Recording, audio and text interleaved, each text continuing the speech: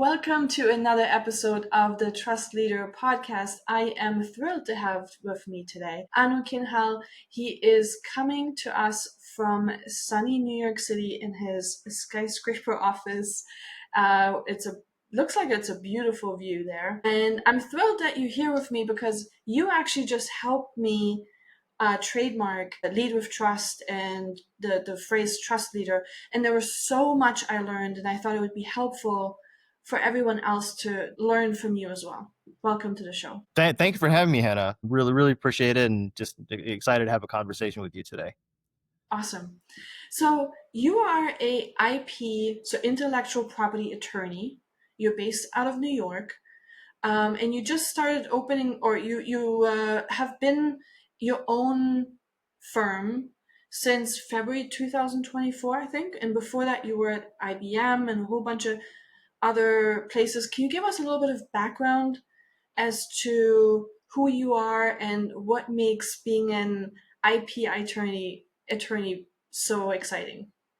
Yeah, absolutely. I'll give first a bit about my background. My background was in bioengineering, so I had a technical background in college.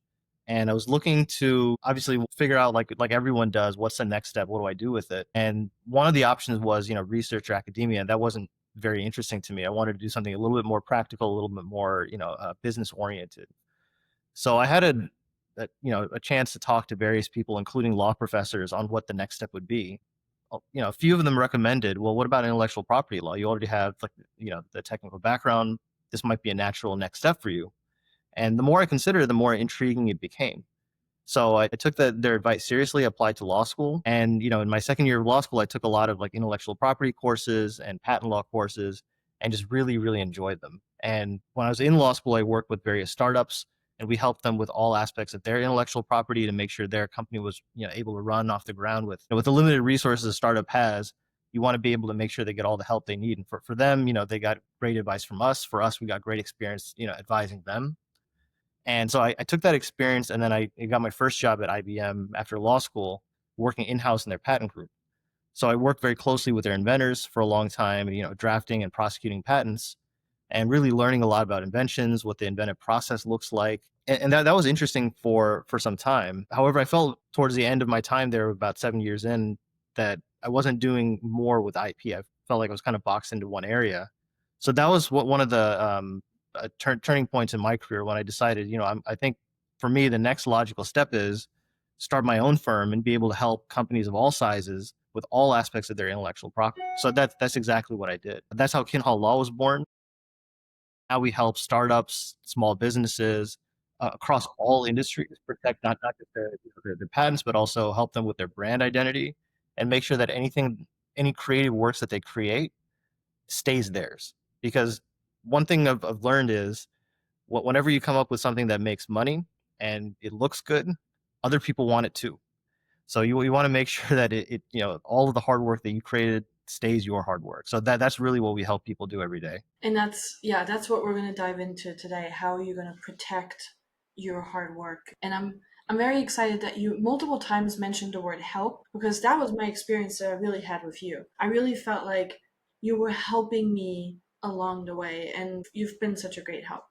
So let's dive into it. One of the first questions that probably seems really silly, but honestly, I had to figure it out. So if I had to figure it out, probably a lot of other people are asking the same question, is what's the difference between copyright and trademark? Yeah, that's not a silly question at all. That's a great question, actually. So the difference between copyright and trademarks is the simplest answer is they're two different types of IP and they serve two different purposes. So copyrights protect, original works of authorship. So if anything that any idea that you have that you fix in a tangible medium of expression, that's the legal definition, is protectable by copyright.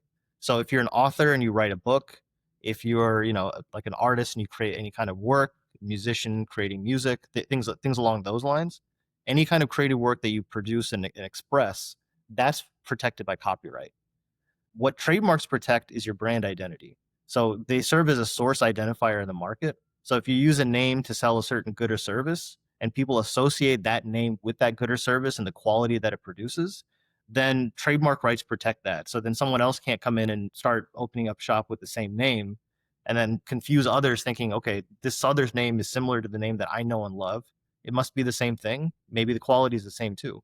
So to prevent, consumers from being like deceived or misled in the marketplace, trademark rights protect that brand identity and everything it really stands for. Yeah, and we're going to go into the nuances a bit later in the interview. But to get us just covered on the base level, in your experience, why should business owners and content creators care about these distinctions? It's a good question. I think there's certain content creators and that should care, and then some that maybe is not as important. So I'll start with the ones that maybe they shouldn't care, which is a little bit counterintuitive. One, if you're creating works just kind of as a hobbyist, this is just something that's fun, and you're really testing out how well a certain method works or how well a name resonates or things of that nature, and you're not like emotionally tied to it, financially invested in it, then it might not make sense to get any IP protection around your name with the trademark or even worry too much about like copyright issues because you're still in that experimental phase. You haven't really tied anything down, and you haven't really created an environment where having assets like intellectual property makes sense for you yet. But if you are spending a considerable amount of time, building up your brand identity, making sure people know your name, spending money on marketing, then, it makes sense to get a trademark and protect that name because then you don't want someone else coming in and undercutting you. Because one, it's just not fair if they see that you're succeeding and then they come swoop in, which happens so often. But also the other scenario where, it's more innocent, where someone else independently comes up with a similar idea and they're like, maybe this could work for me too. And it might not be exactly what you created brand wise, but it could be so similar and it really could be working for them and it resonates with them. And then they, kind of beat you to the punch and file first. Hmm. For those Yeah. people that are more heavily invested, it makes a lot of sense to at least consider intellectual property protection for their business. Yeah, that makes sense. Now, when I teach people and as customers, or I go into businesses and help them build more trust with the Trust Leader framework, one of the things that I always teach them is to actively demonstrate their expertise by creating intellectual property, right? In form of frameworks, methodologies. Maybe they have a different way of selling even, or manufacturing process, or whatever it is. But I'm not necessarily talking about copywriting a manufacturing process right now, but I'm talking about creating a piece of content or like a digital framework or an assessment tool that helps people understand a certain problem, whatever it is. And you mentioned before, as long as I can express that, which a framework is, or if I publish a big page explaining certain things and I actually map out a process, then that could be copyrighted. Now, I see a lot of people just put a little C on there, or even with names, a little TM. Is that enough? Or what do I actually need to do in order to protect? Let's stay with copyright first. What do I need to do to actually make sure it's protected? Yeah, great question. To really protect a work by copyright, the one thing to know is whenever you create the work, the minute you've created it, it's automatically protected by copyright. So that you don't need to separately register it with the copyright office or anything like that. The moment you create a work is the moment that it's protected by copyright. But what people do when they put the C in a circle, at the bottom of a page and say, it's owned by this company this year, things along those lines, that's called notice. That provides notice to other people that, hey, this is my work, I own it. There are benefits to registering the work with the Copyright Office. It's not always required, but it is recommended because you get whenever someone infringes on that work, you have the copyright registration to assert against them, and you can actually file suit to stop them. And if you file your copyright registration, before any acts of infringement occur, then you can go after people for statutory damages rather than actual damages. So for example, if you write a blog post or something of that nature and someone takes it, infringes it, and you register it before they infringe, then and they use it in a way that's not subject to fair use or anything like that, then you can go after them and really assert statutory damages, which gives you a lot of leverage to get them to stop. So it's definitely a strong tool that's available to copyright holders. Now, of course, you wouldn't register every single blog article, but maybe specific, very big pieces of work that you're distinguishing yourself from your competition or in the market itself, right? Yeah, exactly. The blog was just sort of an example. Like, obviously, someone uses it, whatever. It's as long as it's used fairly, that's one thing. But if it's like a work that you're commercially trying to utilize, then that's something that you definitely want to have protected by copyright, right? Like if you publish a book, you want to make sure you have that book registered with the copyright office to make sure others don't copy the book and use it, or certain aspects of it, and things like that. But when you publish a book, it's automatically registered with the if you properly publish it. Well, if you publish it with a publisher, it's not automatically registered with the copyright office. That's a separate step. So Uh-huh. oftentimes, like in a publishing agreement, the publisher will say, we will register the copyright for you. So when you give them the manuscript and they finish it, finish editing, then they'll submit the final version and then protect that by copyright. So that by the time the book is out for publishing, or out in the market, then it's already has that copyright registration. But the mere publication of it doesn't automatically register it. You still have to go to the copyright office, give them your book, tell them, this is what I want to protect. I wrote this, I'm the author, and give them, identifying information. And then they'll inspect the book, the circumstances around it, and then they'll give you the registration. Because that's a lot of times I hear that, oh, when you publish a book, it's automatically copyrighted because you're recognized as the author. And when you self publish a book, is that different? Well, it's the same thing. So the one distinction I want to make is copyright protection automatically attaches the moment you create the work. So then you already own it, but the registration is not automatic. That you still have to go to the copyright office and submit the application. Yeah, as you just explained, it helps with suing them if. Yeah, and it also gives you a leg to stand on. You can, if you send like a demand, like a cease and desist letter to somebody saying you're infringing my copyright. It's one thing if you're like, oh yeah, don't copy me, don't, I did it first. Like it's, if you're saying things like that in the abstract, it's not that strong. But if you say I am the owner of this, copyright registered with the United States Copyright Office, that's a lot stronger. It's tangible proof that you own it, and it's notice to the other person that they're actively trampling on your rights. Yeah, that makes sense. Staying on that for a second, but flipping that on its head, a lot of people are putting on the symbol on the trademark. Do you feel like that is a deterrent enough a lot of times, or what would be your recommendation that it's actually worth filing? So we talked about this from the copyright perspective, but from the trademark perspective, what's the difference there? Yeah, that's a great question. Using the TM, when you're using any kind of like a product name, brand name, tagline, what have you, it's always a good idea.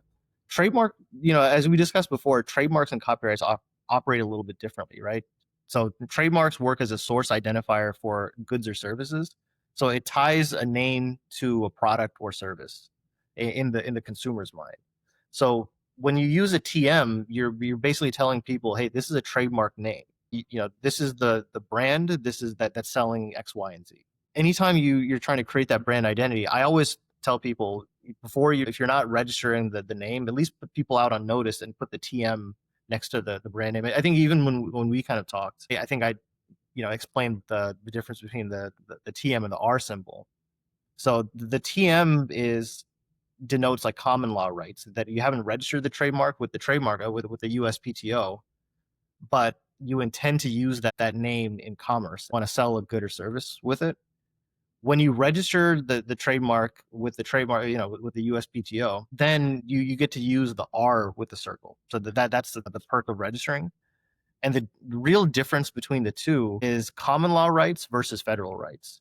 So with a TM, you get common law rights, which means if you're using the name first before anyone else is, that protection extends to you directly where you're using it. So like in your city, in your neighborhood, in your geographic region that you're actively operating and marketing, but it doesn't apply nationwide. When you register that same trademark, you automatically get nationwide protection to the extent that you were first everywhere, right? So that's stronger protection, and it also allows you to expand your business, because some people like I've talked to say like, I only want to operate in New York. I'm like, that's cool. Well, if you have a product that you want to sell, online, or if you want to, open up in California, then you need that trademark, because if someone else is using the same name you're using in New York in California, then you're going to have a tough time expanding into California without having to pay them a license, or we're really getting into a legal battle. Is there a big misconception around, because you mentioned multiple times local versus federal, and I'm in Italy, but I mainly operate in the United States with my business.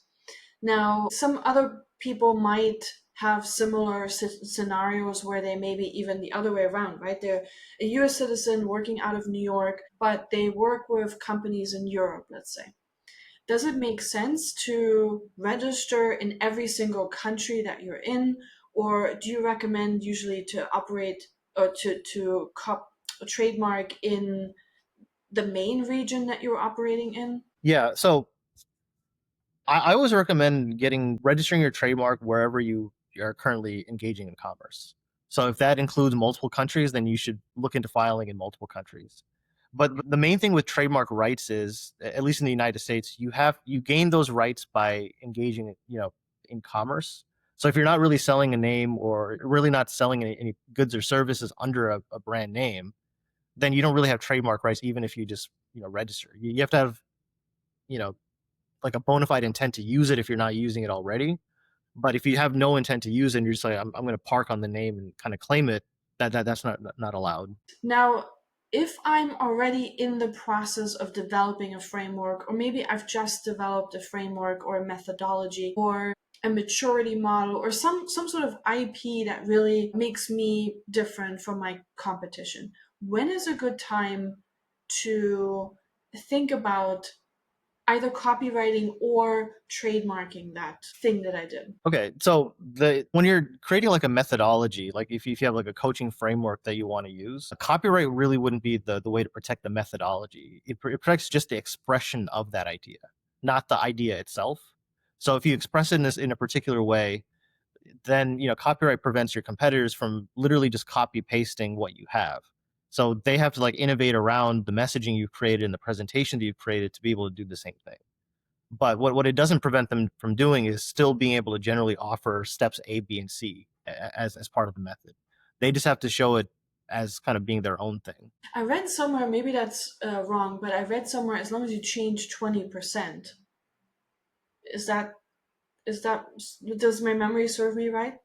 I'm not Awfully I'm low. not sure about like a percentage threshold, Yeah. but usually when you look at like infringement, you look at substantial similarity. So you really have to look at the facts and circumstances surrounding the two like works basically. And that's really a subjective decision that you might get different results with different groups of people. So it's a very subjective question. Even to get to that 20%, there's no real framework to get there. It's just like, does it look kind of the same? Does it not? Sometimes it's like, does it feel different? That's also something people can So, in 1 minute, can you walk us quickly through what would be the process if I would call you tomorrow and I want to file a copyright registration and a trademark registration? What would that look like? Like, how complicated is that process really? Okay, so the copyright registration process is relatively more straightforward, at least from our experience. When you're an author and you're not, creating like a work for hire, for example, you're the author, you created the work, and you want to get it registered. That's a fairly straightforward process. We'll have to look at, what the text, if you're protecting a book, we look at the text. Is there any artwork that you've produced? We want to, is there any like video or anything like that? That's something we kind of determine, and we can easily do that through our intake process. And then we'll take a look at the work itself, and then we'll submit that to the copyright office. That's like fairly straightforward. So that doesn't take as much time on our end.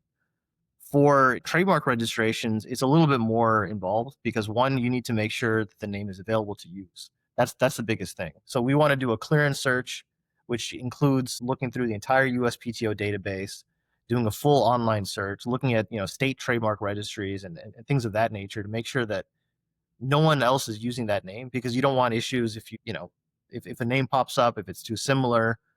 Um, and even if it's similar, but you can get the registration, then can you actually use it? Those become very tricky questions. And that requires professional judgment to make the recommendation. It takes a certain risk assessment on your part to go with it. But once we do the clearance search, then we'll look at your business. We'll get an idea of like what you're doing, get an idea of what you really want the brand to be and what you're trying to protect. and then we'll come up with recommendations on how best to protect it through the right trademark descriptions, and then we'll prepare the application based on that. Yeah, from my point of view as the client, it actually felt relatively super straightforward and easy. I mean, you did the thinking, you did all the recommendation, but for me, I just needed to fill out a form and answer a few questions, and we had a few meetings. You asked me a whole bunch of questions, but that was all relatively straightforward from my perspective, and much easier than I've ever thought this whole process is going to take. So I think it's worth mentioning because people might be afraid of filing a trademark registration because they're scared of the effort involved. Yeah. Well, first of all, I appreciate you saying that it was just pretty streamlined. That really does mean a lot. What we try to do is, yeah, we try to make the IP process a lot easier. So if you want to be able to protect your brand, part of like my personal philosophy is, if I'm going to be representing you and trying to make sure that your brand is protected and we're the ones helping you with it, then I need to kind of sit in your shoes and kind of look out from your perspective. What are you trying to build? What are we really trying to protect here? And from there, that's when the ideas start coming in, and we kind of let that marinate, and we'll come up with the right way to protect it. And I think that's the difference between working with an attorney versus working on your own. Is we have a little bit of experience. We've seen why registrations don't get issued, and then we can kind of counsel you on that ahead of time, so you don't spend so much time and money wasted just waiting for something that's just not going to come through. Yeah, and in the meantime, maybe things have shifted in your market and you have issues. Yeah, exactly. Awesome. All right, let's move into a little bit of a different topic, and that is trust building and IP protection, right? So, this podcast is a lot about building trust in B2B relationships. And when I think about intellectual property, I obviously counsel my clients to build intellectual property to signal that credibility and signal that authority they have. How is it helping if I copyright my intellectual property to build more trust?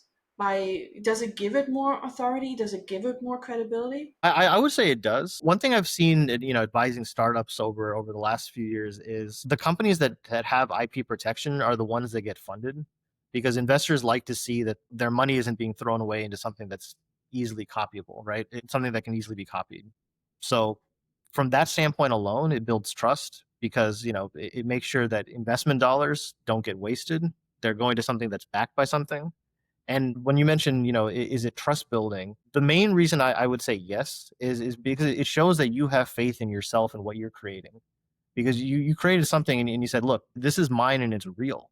It's not just some ephemeral thing that you just created. Maybe next day you'll create something else. It's something that you want to last, and then it's something that you want to make sure that no one else can just take it from you. I love that. That really makes a lot of sense. Yep.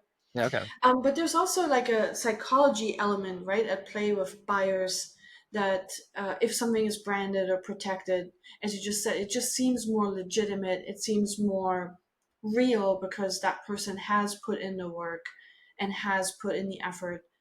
And as you said, it's much more like that longevity. It's going to be around. That makes a lot of sense. Um, Yeah. what are the risks? Let's flip this around, right? Like, what is the risks of not protecting your IP? We already talked about the risk of it might be copied or stolen. Fine. There's a risk. One of the reasons I went and trademarked my name was actually because I wanted to not infringe on someone else's, right?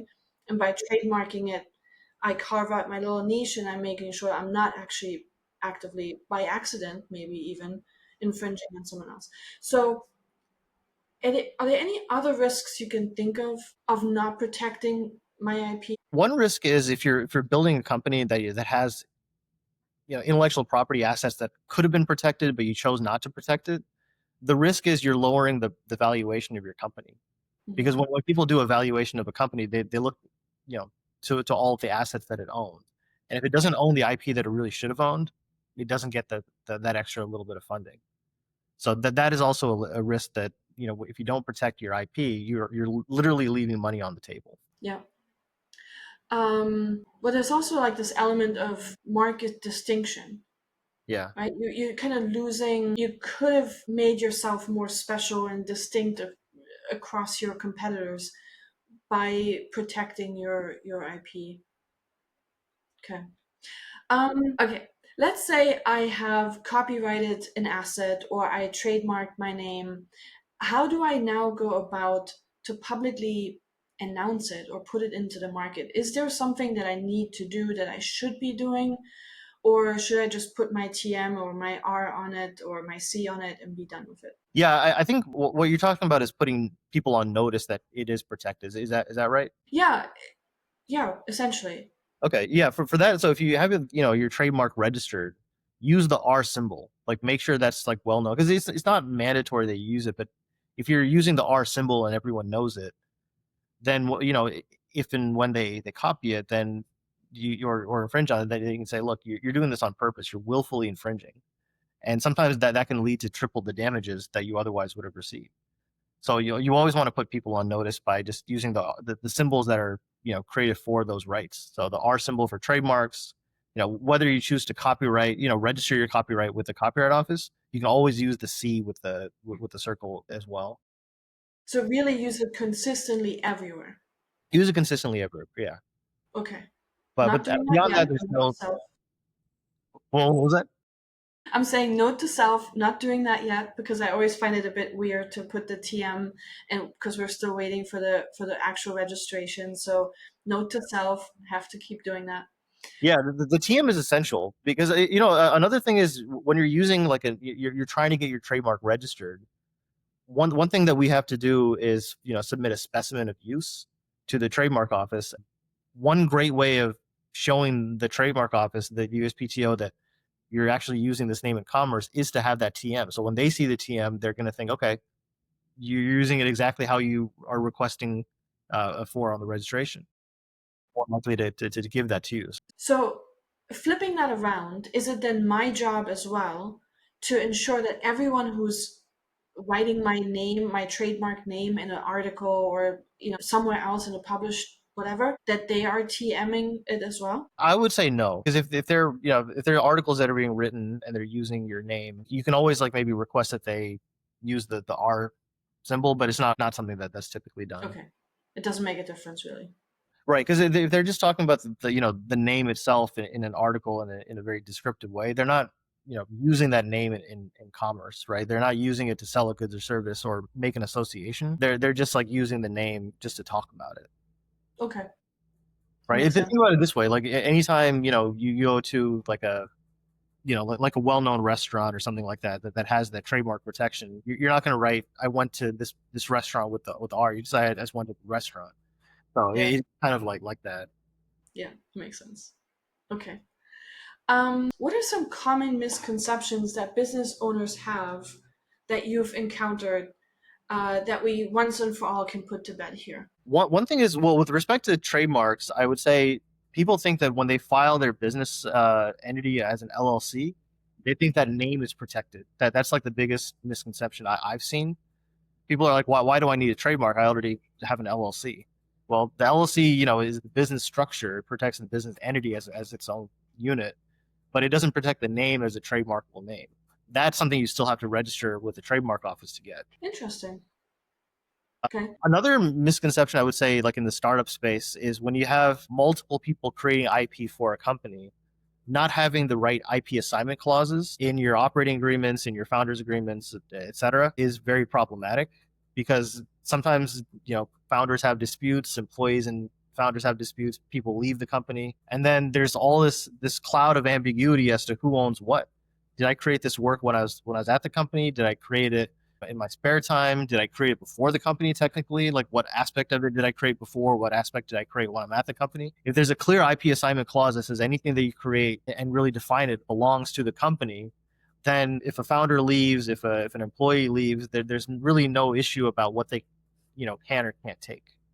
So one misconception is not having those, not knowing whether an employee who left or a founder who left owns certain IP because they just didn't lock it down with the proper IP assignment clause. Yeah, I can see that getting very nasty very quickly. Thanks. Okay.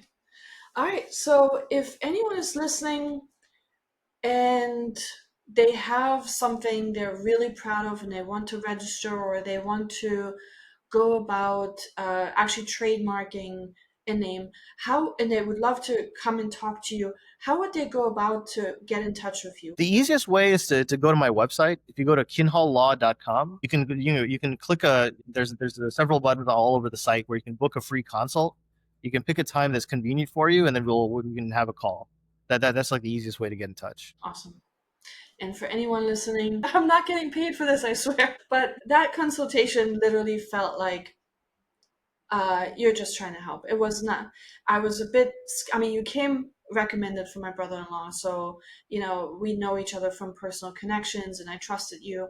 But a lot of times when you are hiring a lawyer, there could be that pressure or you feel like, and that first conversation really felt, yeah, I'm just here to help. Let me know. No pressure. Yeah, I appreciate you saying that, Hannah. That's really my approach because one thing I've learned operating as kind of my own firm versus like being in a company, when you're working with when you're looking to hire someone to work with, that person should also be looking to see if they're the right fit for you too. Because if they can't really give you what you're looking for, it's not worth paying the money to go down that road. So for me, I really try to see if there's a fit on both sides. If I can actually do my best and help you, then we can take you on as a client. Otherwise, I might know someone else I could refer you to. So that's our general approach. Awesome. Well, I thank you so much for sharing your insights, your wisdom. I hope this helps. I'm sure actually it will help a lot of people protect their IP and yeah, just as you said before, make sure that hard work is yours for a long time and you can benefit from it in the fullest potential. Really, truly appreciate it. Yeah. Thank you for having me on, Hannah. Really enjoyed our conversation today.